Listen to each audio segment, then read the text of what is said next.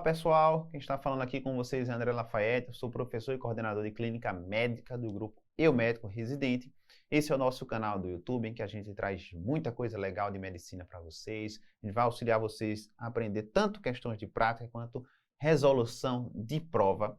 Desta vez eu venho trazer o Gabaritando Bahia, em que eu selecionei 5 questões de relevância da Bahia, que se relaciona a temas de clínica médica, para a gente resolver as questões juntos e aprender com as questões como funciona aqui no Eu Médico Residente. Então vamos começar aqui com a questão pessoal do SUS Bahia 2023, acesso direto, uma questão bem fresquinha, bem recente. Menina, 5 anos de idade, é atendida na UPA com história de dor no joelho esquerdo, referindo também aumento de volume e limitação de movimentos, principalmente ao acordar. Relata que essa dor iniciou há 2 meses, um quadro crônico, sem trauma, evoluindo com acometimento de ombro esquerdo, joelho direito e quadris bilateralmente. Então essa paciente tem o quê? Essa garotinha de 5 anos, uma poliartrite, olha só, crônica. Então a gente já tem que pensar em um diagnóstico. Poliartrite crônica em crianças, tenho que pensar em AIJ, artrite idiopática juvenil. Há 15 dias vem evoluindo com o envolvimento dos punhos, com as mesmas características, além de febre com exantema. Olha só, febre com exantema. AIJ, febre com exantema. Só faltou dizer que era um exantema de cor rosa salmão. Queixas de dor ocular que piora com a luz forte e que seus olhos ficam permanentemente vermelhos. Então, olha só, um quadro oftalmológico associado. Relata ainda dor ao mastigar e abrir a boca. Ao exame, a menor apresenta hiperemia ocular, temperatura de 38 graus. Nota-se exantema cor de salmão. Opa, matou o diagnóstico. AIJ. Racha de cor salmão, eu vou pensar na forma sistêmica da AIJ, que em adultos eu também posso chamar de doença de Still, certo? Apresenta discreta hepatoesplenomegalia, então olha só, tem visceromegalia, uma doença multissistêmica, linfonodos sem características patológicas. Nas articulações em foco, observa-se edema, calor e redução da amplitude de movimentos. Hemograma mostrou leucocitose, masculina polimorfo e plaquetose, como é comum encontrar na doença de Still, na AIJ sistêmica. Considerando o diagnóstico mais provável, sobre a avaliação laboratorial dessa criança, é correto afirmar. Letra A. Fator antinuclear é sempre positivo? Não. Na forma sistêmica da IJ, ele costumeiramente será negativo, assim como anti-CCP e fator reumatoide.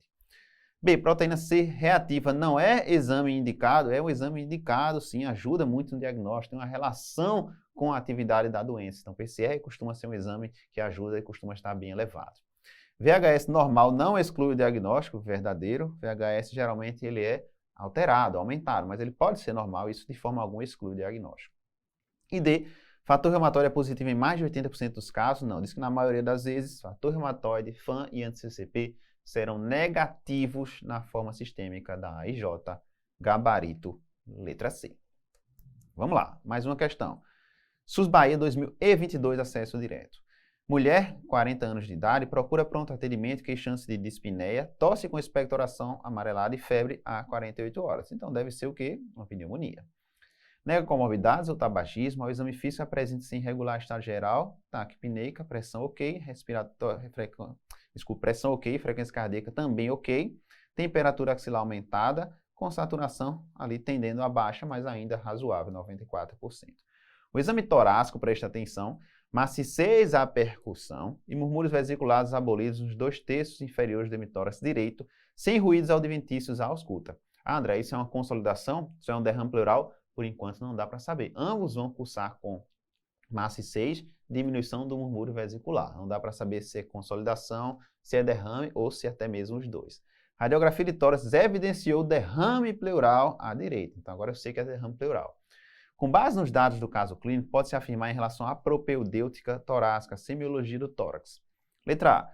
Os dados de exame físico são fornecidos permitindo fechar o diagnóstico de derrame pleural. Disse a vocês que não. Poderia ser observado tanto na consolidação, pela pneumonia, quanto no derrame. O que fechou aqui foi o raio-x.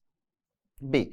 O frêmito tóraco-vocal reduzido auxiliaria na diferenciação entre derrame pleural e pneumonia. Perfeito, porque na pneumonia o frêmito tóraco-vocal aumenta. No derrame pleural, ele diminui. Então, o dado do exame físico que pode fazer a gente pensar numa ou outra alteração. Correto. C. O atrito pleural é auscultado na maior parte dos pacientes com quadro semelhante, falso. Dificilmente a gente ausculta atrito pleural no paciente com derrame pleural, porque as pleuras se afastam uma das outras, não vão atritar, porque tem líquido entre elas. D. A presença de pectorilóquia afônica permitiria fechar o diagnóstico de derrame pleural? Não, pectorilóquia afônica, ou seja, quando o indivíduo fala com a voz sussurrada e a gente consegue escutar com nitidez o que ele fala quando a gente coloca o estetoscópio na região alterada, isso denota consolidação pulmonar e não derrame pleural. O derrame pleural piora a transmissão sonora, já que tem líquido. Beleza? Gabarito, então, letra B. Vamos seguir. SUS Bahia 2023, acesso direto. Mulher 40 anos de idade procura a UBS por apresentar olhos amarelados esporadicamente. Nega comorbidades ou uso de medicações. Ao exame físico, bom estado geral, sinais estáveis, icterícia, uma cruz em 4. Não há alterações no exame segmentar, exceto espaço de trauma ocupado, então deve ter uma discreta esplenomegalia. Solicitados exames com os seguintes resultados. Ela tem uma anemia, com VCM no limite superior de normalidade, CHCM ok, RDW aumentado, leucócitos 5.930, plaquetas 160.000, ferritina bem elevada, olha só, 1.000 de ferritina, isso jamais seria anemia ferropriva. Índice de saturação de transferrina ok, bilirrubinas totais aumentadas, 3,8, as custas de indireta, olha só. Então, tem aumento de bilirrubina indireta que está responsável por essa icterícia em um paciente com uma anemia tendendo à macrocitose. Transaminases, ok. Albumina normal e INR também normal. Considerando o caso clínico descrito, indique o resultado mais provável no caso entre os seguintes exames. Então, olha só. Tem uma anemia discreta, com o VCM tendendo a alto, com aumento de bilirrubina indireta. Aí você poderia pensar, isso pode ser uma anemia megaloblástica? Pode ser. Isso pode ser uma anemia hemolítica. Por que é que eu vou pensar em megaloblástica ou por que é que eu vou pensar em hemolítica? Ela tem, olha só, olhos amarelados esporadicamente. Então, não é sempre, não é de forma persistente. Eu pensaria na forma persistente essa icterícia se fosse para uma anemia megaloblástica, porque na anemia megaloblástica ela não é cíclica, ela é constante. O indivíduo não tem deficiência, o indivíduo não tem B12, tem deficiência de B12 ou de ácido fólico, vai fazer anemia megaloblástica. Outra coisa na anemia megaloblástica é que o VCM costuma subir mais, bem mais do que está aqui representado. Então a suspeita maior acaba sendo para quê? Para anemia hemolítica. Mas pelas alternativas disponíveis, a gente entende que a questão está direcionando mais a gente para anemia hemolítica. Então olha só. Letra D, lactato desidrogenase baixa, não, seria aumentada se fosse anemia hemolítica ou se fosse anemia megaloblástica. Se ácido metilmalônico elevado, ácido metilmalônico elevado, eu ia encontrar se for anemia megaloblástica. Eu já acabei de falar que isso denota mais uma anemia hemolítica. Reticulócitos baixos, reticulócitos na anemia hemolítica estarão aumentados, é hiperproliferativa. Ah, André, mas eu continuei na dúvida se era anemia megaloblástica. Veja, se fosse anemia megaloblástica, a gente teria duas respostas e a questão seria anulada. Porque na anemia megaloblástica, o reticulócito é baixo e o ácido metilmalônico pode estar aumentado na deficiência de B12. Então, letra B e letra C responderiam se fosse anemia megaloblástica. Então, até para fazer prova, a gente tem que ter essa malícia. Então, a gente já sabe que não é megaloblástica, porque se fosse, essa questão seria anulada. E a aptoglobina baixa. A aptoglobina baixa a gente encontra sim na anemia hemolítica. Então, letra A fica a melhor resposta. E mesmo assim, se eu ainda não fiquei convencido, André, poxa, continuei não convencido, continuo achando que pode ser anemia megaloblástica. Aí eu vou mostrar um dado para vocês. Espaço de Traube ocupado, esplenomegalia. Eu encontro esplenomegalia na anemia megaloblástica? Não encontro. Na anemia hemolítica eu posso encontrar, porque o baço costuma ser o sítio principal de destruição das hemácias quando eu tenho hemólise extravascular, como por exemplo, na anemia hemolítica autoimune por anticorpos quentes. Então, esse baço aumentado acaba todas as dúvidas, tira a nossa dúvida entre anemia hemolítica e megaloblástica. Ficamos com hemolítica, gabarito, portanto, letra A. Ok? Vamos lá. Questãozinha aberta agora. SUS Bahia 2023, acesso direto. Homem, 49 anos de idade, é atendido pelo SAMU em via pública após perda da consciência presenciada por transeuntes. Ao chegar ao local, os socorristas observaram a ausência de movimentos respiratórios e de pulso. Então, esse paciente está em parada cardiorrespiratória. Está irresponsível, parada de movimento respiratório, não tem pulso, PCR.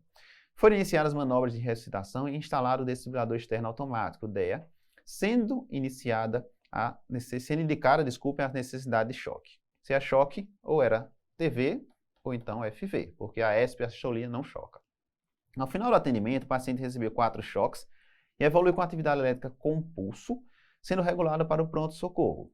Considerando o caso clínico descrito, conforme os protocolos da American Heart Association, indique entre os ritmos de parada, aqueles que necessariamente o paciente apresentou. Letra A. Então, tem que ser ritmo chocável. Ou foi TV ou FV, já que foram aplicados 4 choques. E até que se prove o contrário, o DEA não erra. Se ele disse para chocar, é porque era TV ou FV. Então, esse paciente tinha fibrilação ventricular ou FV, taquicardia ventricular ou TV. Então, você poderia colocar qualquer um desses. Lembrando que se for TV, olha só, é TV sem pulso. Beleza? B. Determine a etiologia mais provável da parada cardiorrespiratória desse paciente. Qual é a causa mais comum de PCR em todos os cenários de doença arterial coronariana? No cenário extra-hospitalar, doença arterial coronariana mais forte.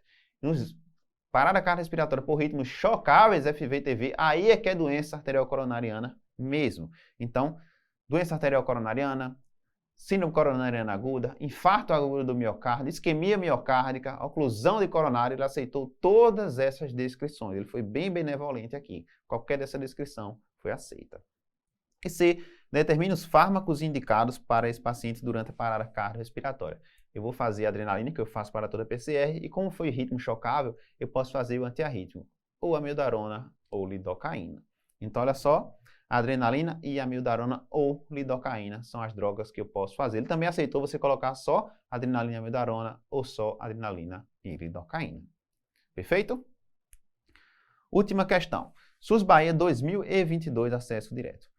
Adolescente de 16 anos de idade chega à unidade básica de saúde com quadro de poliúria há aproximadamente 40 dias. Refere fadiga frequente e que atribui aumento do peso durante a pandemia. Nega febre, desura e outros sintomas. Tem um IMC no limite superior de normalidade, 29. No caso, desculpe, tá? Acima do percentil 95. Então, se é um adolescente com IMC acima do percentil 95, esse indivíduo está obeso. Bom estado geral, eupneica hidratada, afebril, corada. Apresenta eritema macular hiperemiado sob as bambas, pruriginoso. Isso denota o que pra gente? Denota candidíase cutânea. Candidíase cutânea, ela tem uma frequência maior em indivíduos o quê? Em indivíduos imunossuprimidos, em indivíduos diabéticos. Cândida gosta muito de glicose.